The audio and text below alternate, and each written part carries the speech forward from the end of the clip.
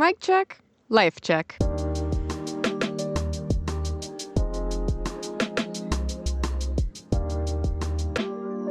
With Hailey Jensen. Welcome back. This is Hailey Jensen with a mic check, life check. This is the first time I am trying to record video, so hopefully it turns out. I'm pretty excited about it. So this week has been very impactful, to say the least, and we'll get into that a little bit later. I start the episode off as normal, just because that's just kind of the vibe that I would like to go with. Let's get going. We're going to do a little bit of a recap week, because it's been a very busy week, as always. First NFL game. I am a Bengals fan. I was very nervous going into this week, because usually the first 3 weeks, the Bengals tend to lose. So as a Bengals fan, wasn't super optimistic for what was going to occur, and it still kind of delivered a little bit. Somehow we won, and I would say every Bengals fan kind of felt the same thing, as glad we won. It was very lucky and very circumstantial. If you didn't watch, totally fine. Joe Burrow himself got sacked like 3 times in a row at one point, and that was kind of depressing.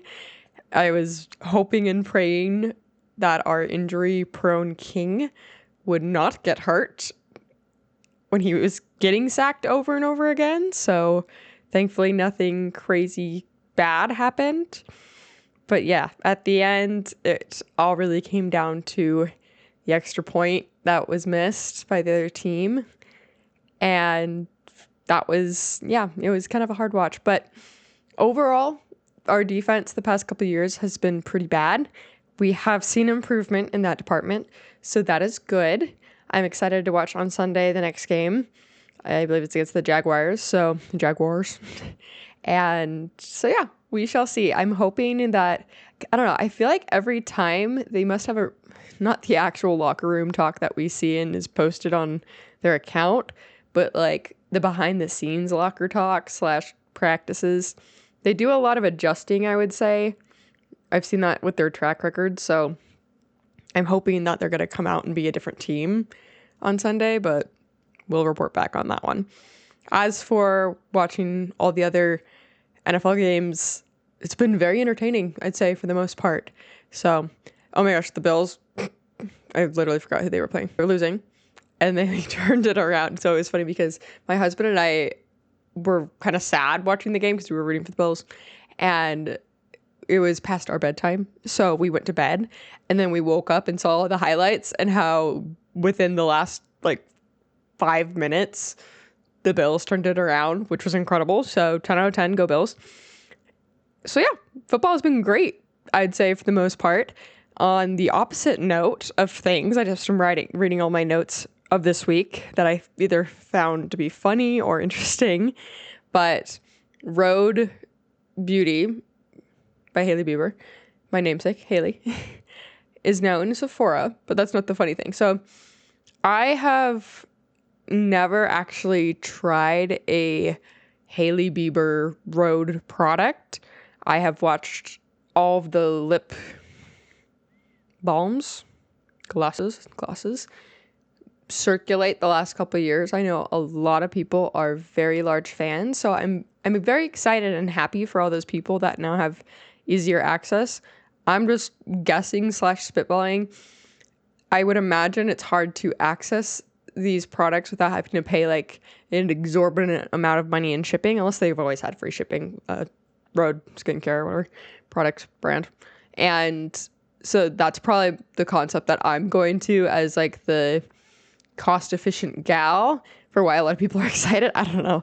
Easier access, I would imagine, because if I recall, I think that all the products were always sold out or something on the website. So excited for everyone, which the opposite side of things I was very entertained by was the TikToks of all of the very sad rollouts of the Sephora stores across the country. Either there was places that did not have the signage and everything set up correctly. 1, they didn't have it set up at all. 2, they had the signage, because I think that Hailey Bieber is probably laying down and it's a square, and so a lot of stores took their own what they thought / liberties on hanging the sign. So there's stores like, you can search this on TikTok, the internet, I'm sure, and you can see that she's like upside down on one store. She's right side up. She's one sideways, the other sideways.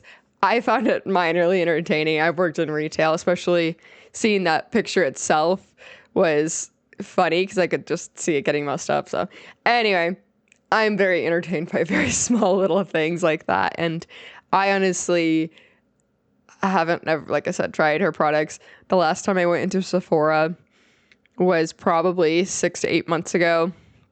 I am clearly not a huge makeup girly. I've tried to dip my toes in recently, and I'm not a fan of makeup. The number one reason, actually, I don't like wearing makeup because I like to hug my husband without getting it on his shirt. And I'm sure there will be girls that come for me and be like, it's not that hard, or get a setting spray or whatever. Like, I just don't like have to worry about it. Like, I just like to, I don't know, I like to give him good hugs. So that's my number one thing too. I am a sleepy gal. So like, I like to like lay on pillows and stuff, even during the day. And I don't want to worry about that. I don't want it on my child if I'm kissing my child. Like, it's just very messy. But I think that stems from the parts of me that I feel like are OCD. So that's a big thing. I did dance groups and performing groups growing up that I would have to wear a lot of makeup for, and that's fine. Like, that's performance time. And like, after I'd go home and shower. Like, it wasn't a big deal. But like day to day, and even like in high school and like a little bit in junior high, I never wore foundation or anything. I'm lash clusters. We know from the last episode. Give it a listen. And I've loved them. I got them down this week again. Very excited about it. That's my very baseline for makeup, and like filling in my eyebrows a little bit. And that's about it. So as for Sephora, I will maybe visit down the line more for hair products, because when I was bleach blonde, like platinum, like Targaryen blonde, I used K18 or K18, what do you want to call it? Because that was pretty viral when I was blonde at the time. And it definitely does work. And my hair was super healthy as that platinum blonde. So 10 out of 10, K18, K18, would recommend. I used Olaplex, which once again, I actually still have and I'll still use every now and then. And which I got Olaplex from Ulta, I'm pretty sure, back then. So we love Ulta, we love Sephora, we love them all. But yeah, when I was blonde, I was using a lot more hair products than I am now. But funnily enough, I still have some of the Olaplex products, and so I still use them. Which, side note, I had been struggling using the Dyson Airwrap, and kind of along the same lines of last podcast episode, where I was saying I was relearning how to be a girl. I never really got to my point. ADHD, 10 out of 10. But my point being that I'm trying to like relearn all these little things that I had down so well before I got lax and comfortable in my marriage, of beauty standards, of trying super hard. Like, you try a lot harder when you're dating, of course. And I kind of forgot how to use the Dyson Airwrap. And so then I think a big part of it was that I was trying to put like mousse in my hair to help hold, because that's what some people were saying. But then I think it just came down to the fact that I was putting too much product, like not like physical, like, oh, a lot of mousse. No, I was like product layering, and it made it so my hair was just so gunked up where it didn't want to like hold curl as well. And I tested this theory, in fact, because I had nowhere to go last hair wash, but I ended up using the Dyson Airwrap to curl my hair. But this time I had done I'd used some of the Olaplex serum, which I believe is like, I think it's number 9. And then the remainder of the oil, and so I think it's like 5, 6, and 7, I think. But anyway, I'd only use like a little bit of those 3 things. And because there's heat protectant in there, as well as a little nourishment, I don't know. Anyway, I use those 3 sparingly, and I didn't use any mousse or hairspray, and my curls turned out pretty dang good and held pretty well. So that's a life lesson that it's not always the hairspray and the mousse. It's just be wary of product use.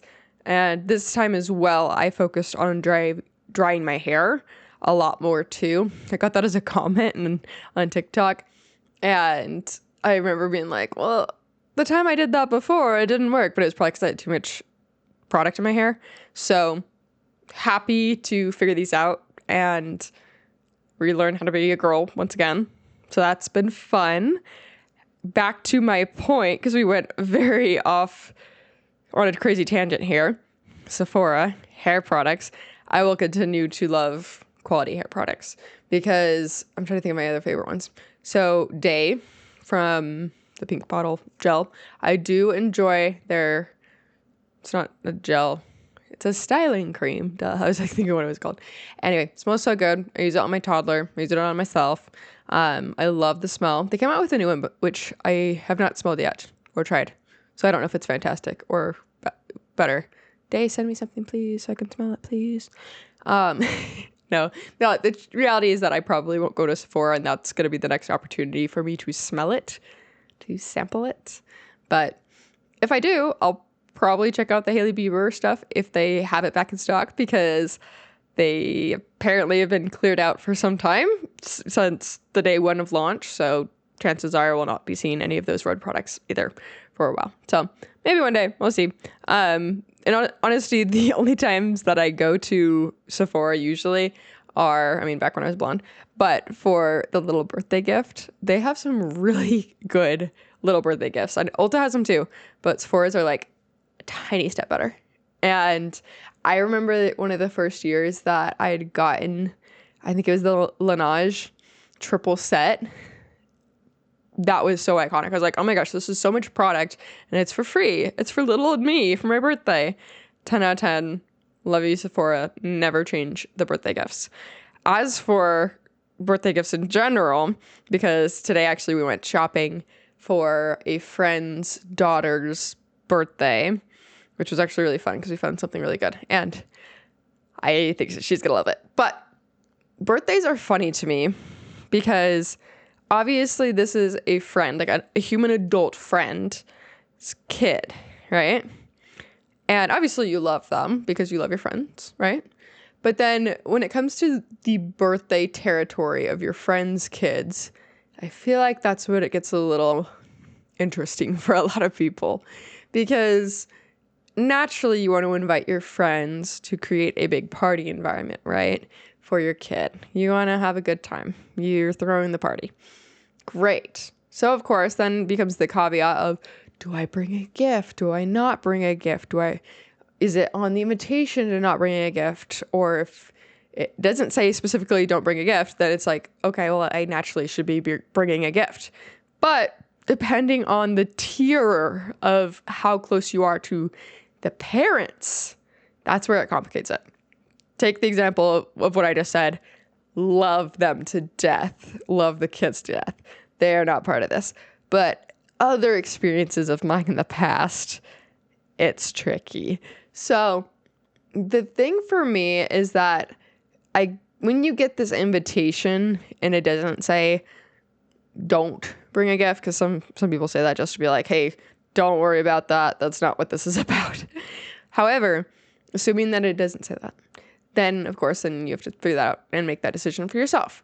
One, don't bring something and assume that you will be judged harshly when the parents or the friends see that you didn't bring something, especially if they do a open present time and you're just like, I showed up to eat cake. And like the harder tier of it is if you have a kid yourself or not, because I remember we've had friends in the past that have said, oh, like you didn't have a kid, so we thought it would be weird to invite you. I guess it depends on the person, because I would love to still go. Like, if I'm friends with you, I'm friends with you. I don't care. I'll bring my dog. No, I won't. But I guess that is specific to each person. But anyway, my bigger issue is, I would say, based on your relationship, let's say you're not like as close with the friends, and it was more of like oh, kind of interesting they invited me to this, like situation, but you feel like you got to bring a gift. Here's where I struggle. One, if you don't have a kid, it's just like, okay, well, I guess I'm just paying for your kid's birthday presents because it's like you're not that close with them. That's the weird situation for me. I feel like it should be mandated in that type of situation. And I feel like both parties should be very familiar with your relationship, that you shouldn't have to bring a present. Or in the part that should be mandated is the host inviting should say, hey, just bring yourself. Because it's like, one, you don't have a kid or something like that. Okay, fast forward. Let's say you do have a kid. Still, same thing. I feel like the host specifically, whether it says on the invitation or not, depending on the relationship, that should be cleared up. And I know I'm asking a lot here. I know I'm deep diving into crazy town because I know a lot of people don't stay up at night thinking about these sort of things. I don't. This is during the day mentality. But here's where it gets tricky for me, because you can buy this kid a present, and whether you're spending $5 on a crappy toy that you can feel bad about or be judged about later at the party, or a lot of money where you're like, oh my gosh, why am I spending all this money on a kid I barely know? And the worst part is, it's like, I know I'm going to catch some heat for this. I feel like there should be a little 50-50. Like, I rub your back, you rub mine. Right? But you're not going to ever get that back rub because this kid is not going to be doing that. Like, you know? And unless the parent randomly shows up on your birthday with a present because you supported their kid in a time of need of their birthday, I don't see it happening. And so, like, that's so awkward, which is why I feel like it needs to be mandated when your relationship isn't that close. And you know the difference. Trust me. Everyone knows the difference of how close people's relationships usually are. There's a little chance of a gray area, but usually most people are on either side of it. Okay. This is where the different part of the conversation comes in. Adult birthdays. Here's the thing. I'll tell you a little story. Once upon a time, I had a friend that I was pretty dang good friends with. And it was their birthday.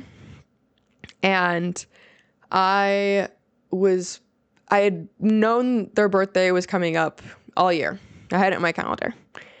And I had put together a little gift arrangement, and I was planning on dropping it off to their house. But here comes the fun part. I was planning on doing that all on my own. However, and this is a friend. So their significant other decided to call me up and say, hey, we're going to do a surprise for this or a surprise party for this friend. And it wasn't even call me up. They texted me, and it was for that day. Like, this was the most last minute crap I've ever seen. I was just like, oh, well, it's a good thing that I happen to be free tonight, because you just told me about this for something that's happening in 3 hours. And yeah, so I hadn't dropped off the present yet because I was doing stuff that morning. And so I'm just like, okay, well, this works, because I had to go by anyway and drop this present off. Here's my problem. I am like, okay, cool. Yeah, like, I'll drop my present off and she'll see that, sorry, it's a girl, obviously. She'll see that I dropped off this present, and hopefully that she likes it, you know? Okay, fast forward. I went to the party, and it's a surprise party, so then her husband was hiding the guests and whatever. So then she comes down, and everyone's like, surprise, blah, blah, blah, blah. And I'm just like, she's surprised, right? And so she sees for all of her party guests that they had brought presents, right? To be expected, right? Okay. That's cool. Fast forward. Months later. My birthday comes and goes. Not a single thing from this friend. And don't get me wrong, I'm not trying to come off as, oh my god, my birthday is the most important thing in the world, because actually my personality is quite the opposite. especially now with a kid, I don't care. My husband always makes me a fantastic dinner, and we could do whatever activity I wanted to do. That's great. Like, I've never been oh my gosh, you need to throw me a party. However, that hurt in this circumstance because, I mean, it was, yeah. Anyway, it hurt because it's just like, all right. So now the crappy last minute husband that decided to throw this party hours in advance that I happen to be available to go to for his wife to make it look like, oh, he worked so hard, is now getting the credit because in her eyes, I would imagine, could be wrong, but in her eyes, she saw all these people that showed up and brought her a gift to this surprise party because they were invited to this surprise party, not people are going to give her a gift because it's her birthday. And that was coming from the separate people. So, of course, later when I got absolutely nothing, or even a care or a considerate well wish, it hurt a little bit. And that's its own thing. But that's just an example of how I view birthdays. And yeah, so that's always been kind of hard navigating. And keep in mind, this is only, I would say, applies to the relationships that are significant in your life. And so that's why I have a thing with birthdays, because I'm just like, I don't know how to act and respond because everyone has different expectations for birthdays. And that's what makes birthdays kind of suck. I mean, it's the story that we've always heard of people that celebrate their birthday month or their birthday week or whatever, or people that don't want you to even mention their birthday, or people that cry on their birthdays every year, and that's their prerogative. But birthdays are so complicated for that reason. However, for me, I actually really enjoy celebrating my husband's birthday because he never got celebrated much growing up. Not like significantly over the top, like he is the most important person on that day. And so I've loved to do that for him. And it's kind of been almost like a brain teaser for me because every year I do something absolutely different. At least I think so.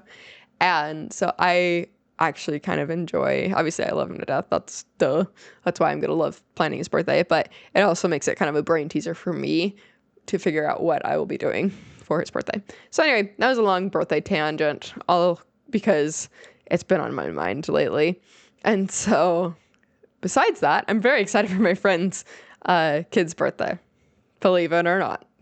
But this is a friend that I actually truly value and love, and their kid. So moving on from birthdays, because I feel like I've been talking an hour about them.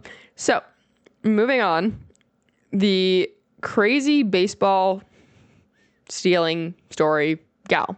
So basically, there was this woman let me double check the game here. Gal stealer. Okay, woman goes viral for allegedly stealing home run ball from kid during baseball game. So it was, let's see, the Philadelphia Phillies and the Miami Marlins. So yeah, the ball lands in the stands near the woman's seat, and a man scoops up the ball and gives it to his kid. So, or yeah, potentially his son, and hands the kid the ball. The ball puts the ball in his glove, and the two hug. The woman quickly runs up to them, places her hand on the man's arm, and starts yelling at him. We don't know what she says. And he is just shocked. The guy's like, is this really happening right now? And after about 20 seconds of this, the man turns to the kid and retrieves the ball, takes the ball out of his mitt, and hands the ball to the woman, and then she walks away. Keep in mind, there's video footage, and it's all over the internet, and it is the ultimate Karen of the century. Like, you have got to be kidding. I don't care. Like, chances are that ball is not even worth that much money at all. It's not like it's signed or anything. Like, it's a generic ball. But for a kid, that's uberly magical in the moment. And so it's just like, you have to be kidding. Like, I don't care if it was slightly towards the woman's toe and the guy happened to grab it first. It's like, whoever gets to it, it's first, you know? However, the best part about it is that the reaction of the dad was just like, you have to be joking. And like, anyone can see that. And it was just so uncouth. But the best part is that after the game, the Phillies, let's see. So the Marlins stepped up with a gift package and the Phillies hooked him up with a signed bat because the entire world watched this go down. So I thought that was pretty remarkable. Don't be a Karen. And I hope she got fired from her job because that's just horrendous. Like, come on, go buy a pack of baseballs or whatever. Anyway, that's been... It just makes me laugh because I just keep seeing the clips circulate around the internet. But overall, she's going to be screwed wherever she goes in public, grocery store, because everyone's going to see her face in her face, or at the gym, whatever. But speaking of going to the gym, I have absolutely been grinding this week. I have been working my butt off in the terms of making sure I'm going every single day, because for me right now, I'm kind of struggling with weight loss a little bit. I'm like not overly like overweight, but I'm not where I want to be. And it's been really tricky because getting out of being pregnant, newborn phase, postpartum into breastfeeding, your body is always changing and it's always really rough. And there's no regularity and any sort of normalized feeling, even when you try to work out or even when weight is coming off, you just don't feel normal. And so that's kind of where I am now, because I'm done breastfeeding and I'm just trying to get hormones in check. And like, even when your hormones are squampus, it's like, good luck losing weight how you want to. But this week has been wonderful because I have just gotten into a really good rhythm of going to the gym. I've refixed my workout schedule to things that are more attainable for me, but I feel like I am working really well. And one of the best, I don't know if this is the best advice, but on the days you absolutely don't want to go to the gym, I've heard this before in the past, I'm not making this up, just go and walk on the treadmill. Like, that's it. You're getting your steps in, and you can listen to music, you can scroll TikTok, you can watch a movie. I think it's like the best hack ever, and it sounds so stupid, because it's like, well, I still have to get out and go to the gym. Okay, well, do my life hacks first. Pick your clothes the night before. Get anything you need right by the door. Make it as easy as possible for you, even if you are super exhausted and you're like, I don't want to wake up and go to the gym. And something I always put in my brain as well when I'm feeling like that, and I'm like, oh, heck no, I don't want to wake up tomorrow morning, is, all right, well, you haven't slept yet. So get your sleep.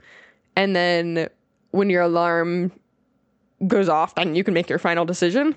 But don't weigh on that too much either, because you'll be like, heck no, turn off the alarm. No, obviously, when the alarm goes off, which, as I've mentioned 5,000 times before, get a sunrise alarm clock. You never actually have to hit the alarm because you're awake before it even goes off, in theory. Anyway, 10 out of 10, recommend them. I don't have the Hatch. I have a Philips sunrise lamp. That's what it's called. I tagged it in my links, I'm pretty sure. But 10 out of 10, just walking, life-changing. And so I do throw in my weightlifting every other, or depending on wherever I am in my cycle. But usually with walking, when that period comes around, or luteal phase, when that hits hard, because sometimes it hits hard, walking, 10 out of 10. My other favorite thing that I've done recently is I moved, because I do have a walking pad at home, but I haven't used it a ton because it's in a spot in my house that I'm not really a fan of. And so I moved it to a different spot, and I'm really excited about it. So, however, this week has been absolutely crazy, so I haven't even really been able to use it yet in the new spot of my house. But it's now in front of a bigger TV, so we're very excited for when that does happen, or during the winter months if it's like super snowy or whatever. So we're going to keep up the good vibes and the good workout routine and physical goals that we've been vibing and thriving with, because it's been a good time. But whole point of the gym though, I would recommend, if you still are not a morning person, even though I've tried to convince anyone that's listened to all my podcasts over and over again to become a gym morning person, here's some other great reasons for you. There's no one on the roads early in the morning. I look back to when I worked out in the afternoon. Half of my fury of going to the gym in the afternoon was that I would have to deal with really bad after work traffic going to the gym. I would have to deal with road rage, whether me or other drivers. I would have to deal with finding a parking spot. I would have to deal with my car being a toaster oven. Not toaster oven. Was something really hot? Hot tub? No. A sauna. There we go. A sauna when I got out of the gym, when I was already hot and sweaty, because my car is like black leather interior. Anyway, it's not fun. But yeah, those are all like the worst reasons to go in the afternoon. But the best things in the morning, no one's on the roads. The temperature can be regulated. Like obviously if it's going to be cold, wear more layers, put a blanket in your car. But temperature is way more regulated. So when it's really, really hot in the summer, it's not as hot getting into your car because the sun's not even touching it yet. I'm trying to think of anything else. No parking issues when you get to the gym. It's beautiful. You can leave the house easily, or your apartment, wherever you're living, without any distractions. Because that was another thing for me. When I went in the afternoon, I would want to talk to my husband as he was getting home from work and be like, hey, how was your day? Blah, blah, blah, blah. But then I wouldn't leave on time and then everything would get delayed, or I'd have to like rush through my workout or whatever. So have I not convinced you yet? It changes everything. And if you're a mom, you can go while your kids, if you can, switching off with your husband, whatever, while your kids are sleeping. And that way, if you have like young kids, babies, toddlers, that you don't have to stress out about, oh my gosh, hopefully they're not screaming and harassing their father. I don't know. I worry about that stuff because I just don't like to stress him out too much. He's enough stressed at work and stuff like that. So anyway, it's 50-50 in our relationship. Love him to death. But yeah, 10 out of 10. Love gym in the morning. Also in the afternoons, like if you have energy in the afternoon after a long day, I don't like pre-workout. I don't take it. It doesn't work for me. I understand that people do that, but for me, it don't work. So that is my gym rant for the day. I hope that I will be able to see the improvement in the future because your girl's trying to look like Tate McRae. If you saw her VMA performance of her like cat litter box thing with all of her backup dancers, like one, she's hot AF. Her body is incredible. I want what she's having. I'm always very curious with these like celebrities, if they are on Ozempics and whatever. I'm sure they're like microdosing it or something. I don't know, but they all look fantastic. And even like Sabrina Carpenter, I remember when I love her to death. She had the tiniest little, very natural human belly covering her organs, and she got skinnier when she was on her Short and Sweet tour, which obviously she was performing for hours, multiple nights in a row. Like, that's gonna happen. She's working out a ton. So nothing on her for that. I like her always, whatever body type she is, love her. That's it. Anyway, but Sabrina Carpenter's VMA performance, incredible. I said it last podcast, her ability and performance for music videos, live and filmed, aka her VMA performance for Taste, was incredible. She, the ultimate Britney Spears reincarnated. Like, she did incredible. There was this whole water coming down part and her hair got wet and like she's flipping around. Like, she's so talented, so hot, and the absolute difference and maturity, growth, projection that she is just painted in all of her endeavors is so incredibly impressive, and she's so talented. So 10 out of 10, love her to death. I hope she stops in Salt Lake City for her next, I don't know if she's touring this album. I'd assume so. But I hope she does. I would love to see her again. She was my husband and mine's first concert, and absolutely loved her concert. I think I'd never been to a concert before. It was the best concert of my life. So 10 out of 10, super excited. Hopefully she tours in Salt Lake again. I hope she's getting so big. I feel like she's going to skip Salt Lake because of that. But we're big fans. She's claimed to love it. So the other thing is with the VMAs, I remember actually hearing from my husband because he was doing some reports on the results of the VMAs to me. And he was saying that Golden from K-pop Demon Hunters did not win its category, and that it went to Love Tate McRae still. But it was the song that she did for F1. And that was so surprising to me because K-pop Demon Hunters continues to be one of the most world-renowned movies and soundtracks. So the fact that Golden didn't win, super weird to me, because I heard Golden 5 million billion times more than the F1 song that Tate McRae did. However, I would say that probably one of the reasons for that was because the F1 song was probably on the radio a lot more than Golden was, because it's not exactly a radio song. I know certain people have been hearing it on their radio stations, but I wouldn't say worldwide. That's probably why that happened. So definitely a bummer. Obviously, I'm not familiar with the VMA voting process, how it works, or if they're just taking stats. Like, if that's the case, that's probably what it is. But overall, kind of sad. But you know what else is sad? Hailey that does something stupid. So Hailey did something very, very stupid this week. Actually, it happens pretty frequently, I would say. But after I'd gotten home from the gym earlier this week, I had received a present from my mom because she loves thrifting. Love her to death. She had gotten these cute Halloween decorations that light up, had little lights in them. And I was looking for a place to place them in my home. And I haven't actually fully decorated yet because I know we're still in September. But I was looking around at where I wanted to stick them. However, they needed an outlet to be able to use them successfully. So I wanted to put them above my fireplace. However, the problem is there isn't an outlet up there. So I would need to use an extension cord to get energy. And so I was trying to figure it out. But the problem is that where the outlet I would be having it go is in a area that my toddler could access very easily. And I'm not super crazy about that. So I was like, okay, let me get one of those flat, flush to the wall, hidden extension cords things. Okay, so I go to order one, and I'm like, okay, well, I need to know how long I need to have it. And so this is where the stupid part comes in.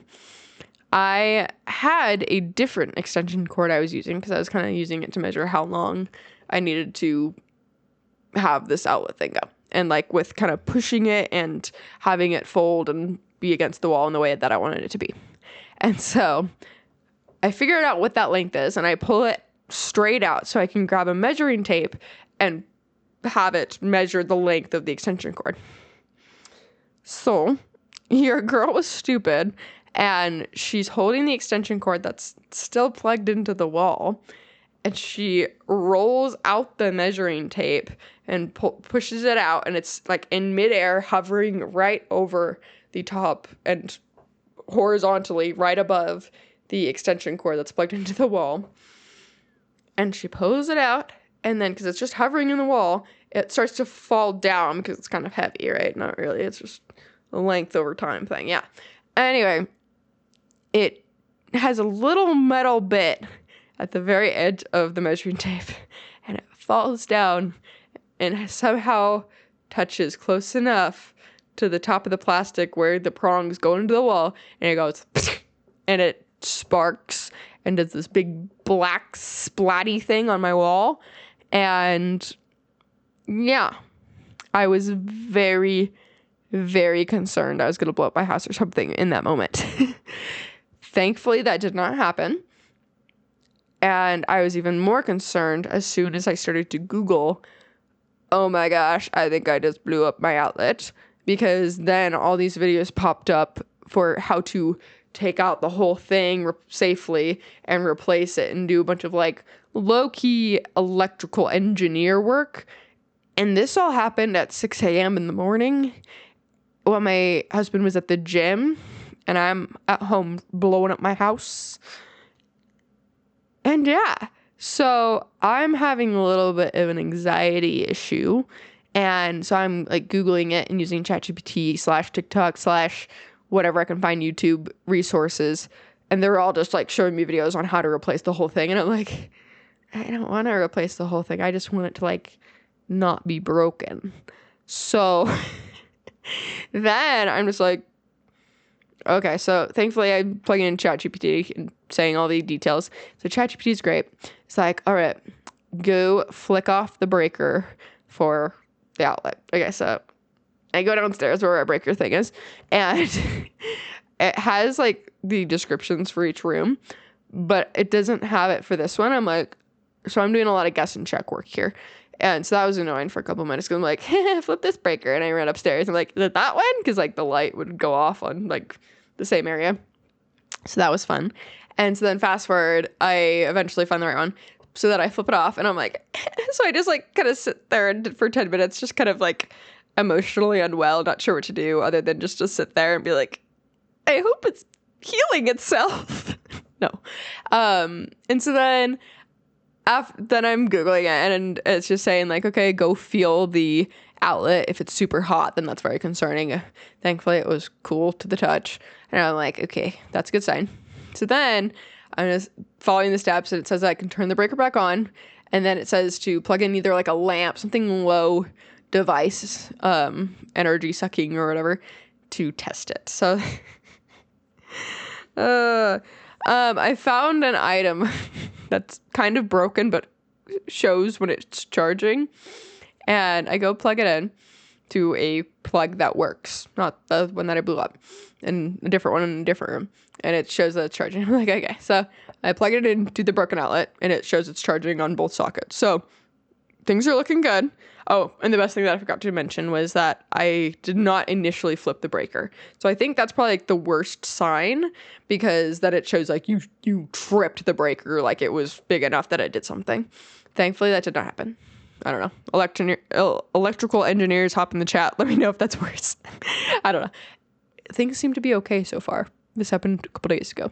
So thankfully, things look to be well-ish. But the problem is I have this big like black streak on my wall and like charred on the outlet. So I'm like, okay, this is in like the main part of my family room, living room, and I need to clean this. This is very obvious. And the other social, like emotional dilemma that I had was whether or not I wanted to tell my husband, because I screw up things like this probably once a quarter or so.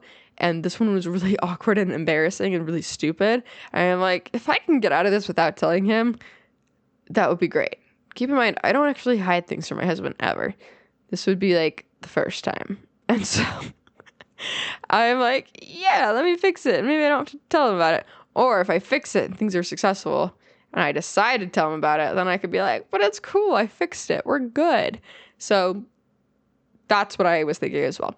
So then it's just like, okay, turn off the breaker so you can clean it. And so I'm like scrubbing away on the wall. Thankfully, it came up pretty right. There's a little bit of charred like area on one of the outlets still to this day, to this moment. And so anyway, I get things working. I flip the breaker back on, and then I'm just like kind of a little emotionally unwell, depressed, because I'm very embarrassed that I caused this. So I just sit on the couch underneath the blanket and I'm like really sad. And so my husband comes home and he's like, hey, you okay? And I'm like, yeah, I'm okay. And so I'm like just sitting kind of like scrolling on my phone. This is at 7 a.m. now. And so then my husband's getting ready for work and stuff. My kid's still sleeping. And he comes back out after he got ready for work and he's like, you sure you're okay? Because usually I hang out with him and talk to him. And I was like, I have to admit, I have sinned. And so Then I proceed to tell him. And halfway through the story, because I'm mentioning the outlet, he looks over, he's like, okay. And he's like, I mean, I can see what happened because there's a little bit of charring on it. And I'm like, yeah. So that was my lovely outlet story. Such a mundane thing. It was very emotional in the moment because when you're just hanging on for dear life raising a toddler and something goes wrong in an area of time of your day that usually is filled with quietness and bliss, it's very unsettling. So that happened, but we learned our lesson, and we will not be sticking any forks in any outlets around here or measuring tapes. And yeah, just be wary and don't be an idiot like me. I don't know. Yeah, I don't know what I was thinking. And the worst part is I could have just very much unplugged the outlet or the cord from the outlet and then measured it. Why I didn't do that, I don't know. It was early. How exciting. Oh, we got the announcement that Frankie Paul is the bachelorette. I have many thoughts about this. Do I doubt that she will have a very entertaining season? Absolutely not. I dare say it will be the most entertaining that this franchise has ever seen. She speaks her mind. She doesn't do the crap. She is aggressive. She's not going to be some pretty in pink trying to be so graceful. Like, everyone knows her crap. She's going to be very entertaining. I'm going to be very interested to see if the Bachelor, like, producers try to push on a narrative onto her of being like, you have to be super posh and poised and whatever.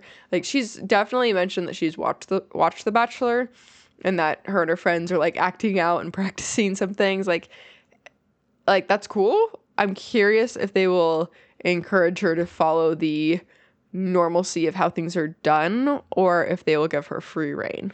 That is some of the things that's very intriguing to me. Okay. On the other side and other note of the concept of her becoming the Bachelorette, I know that she's made for reality TV. I know that this is something that she's just very much wanted to do, be a part of. Like, obviously before her whole swinging scandal, like, she was making TikTok videos. She was grinding and creating mom talk. Like, that's her whole vibe and thing, which is very fitting. I think it's very messy, obviously, and that's something that she's chosen, so I wouldn't choose it for myself. I'm not necessarily judging her for it. If it was me, I would definitely consider taking a step back, and I know she's said that she's gone to therapy and she has a therapist, whatever, and really figure things out and take a good old year off of the internet. I know she can't do that because she has the Mom Talk show, or Secret Lives, Mormon Wives. But the funny thing is our toddlers are about the same age. I'm pretty sure we gave birth the same month. Her boy, Ever, I think that's Ever True. I think it's Ever.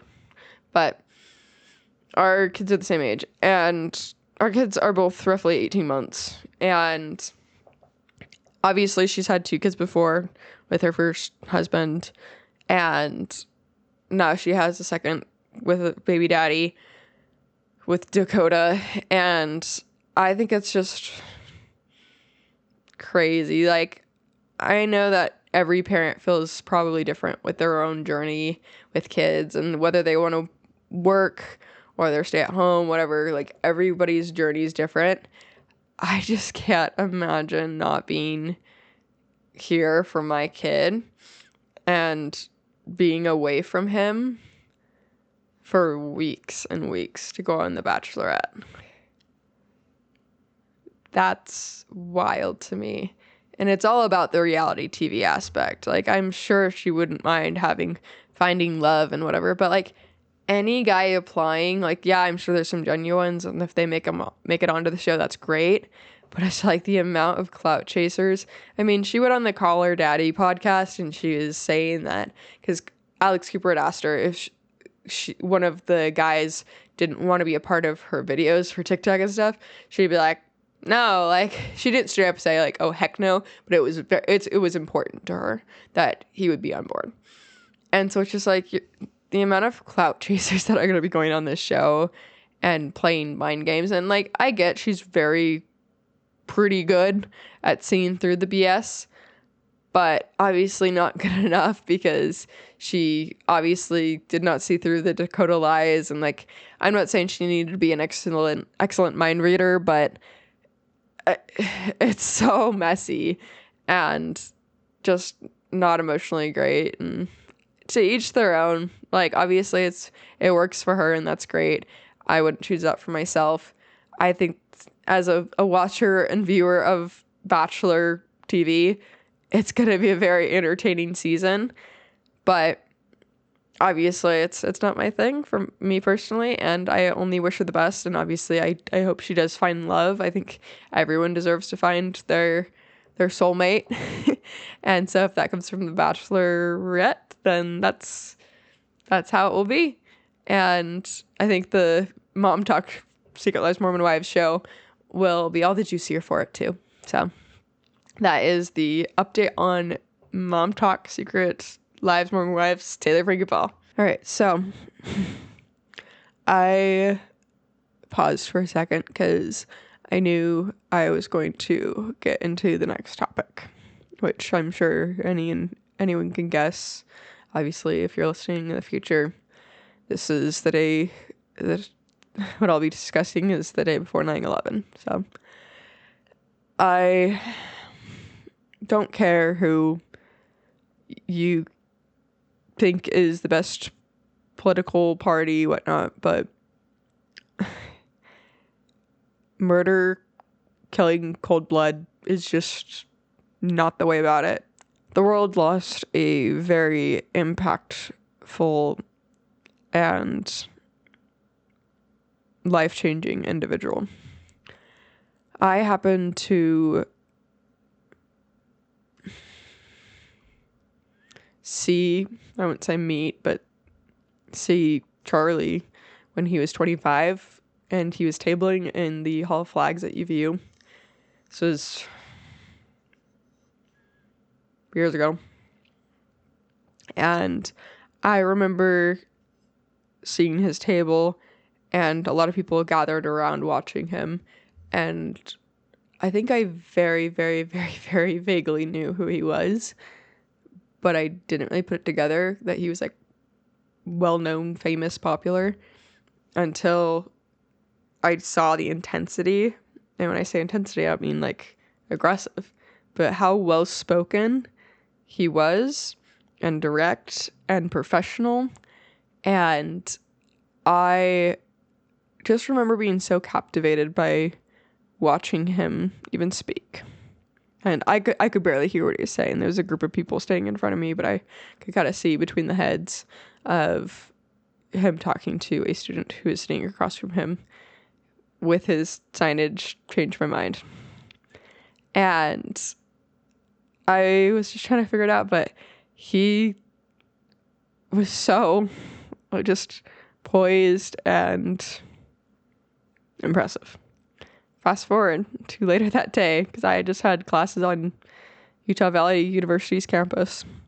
I happened to stay with some friends because we had heard that there was just going to be this event, this turning point event that I'd never heard of, but people were really excited about. And I happened to stay with some friends, and we were just kind of sitting in these really comfy couch chairs right outside where this event hall was. And we watched as hundreds of students, after hours of college, where this campus would usually be dead, just filled and getting in line for this event. And we were just kind of chilling in the chairs because we were wanting to check it out, but we weren't even sure if we were going to go in. But then we did. And the amount of professionalism, maturity, just pure logic that followed, that I was so happy to be a part of and witness. And obviously, in the moment, I had never, ever had any sort of formed political opinion whatsoever. But all I know is in that moment, my eyes were opened for why it mattered and why I should care. And it actually made me, I guess, feel something for even my own life, right? That it wasn't just about going through the motions and just what I should be doing in life, going to college, whatever, and how the world around me is impacted by even my own thoughts, even if I think they're small or don't impact anything. I was so happy, and I am still very happy to be have been a part of that. And that won't change. Unfortunately, tragically, Charlie's life and his family's life will forever be changed. And I don't have too much more to say other than I hope his family can feel at peace with the news that the killer has been caught. And I know that he is resting in peace now. And I hope that his family can one day feel peace again. I did want to mention it because no matter how you feel politically is irrelevant. I think the world needs to change in regards to acting out in violence rather than words, logic, anything remotely not murderous. Honestly, I don't have too much more to say. I'm usually not at a loss for words here, but I think that's where I'm going to leave it. So the most beautiful thing, though, that I have seen through this tragedy is the sense of community. I was out on a walk with my toddler and my dogs, and we just happened to pass this house where a grandpa was sitting out on the steps, and he sparked a conversation just because it was the next day after the tragedy, and he started, of course, just saying like, "Oh, hey, I like your dogs," and he's like, "Thank you," and I said, "Thank you," and so we just got talking, and he, as the grown man he said, because it got to a point in the conversation that he had asked me about school and like where I went to college, and I said Utah Valley University, and he's just like, I can't believe that happened. And I'm like, me neither. And we both got teary. And this is a stranger I don't even know. And he just said, I really don't want to talk about it. I'm like, I understand. I don't either. He's just said, I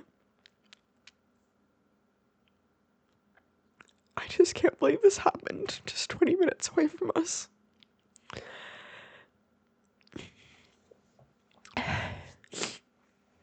One of the reasons why my husband and I even choose to live in Utah is because things like that doesn't happen here. They do usually, if anything happens, it's been related to gang violence or whatever, and that's usually in Salt Lake City, but Utah County, it's just, that doesn't happen here. And it's gonna be a very long time before we can't just think about that daily. So I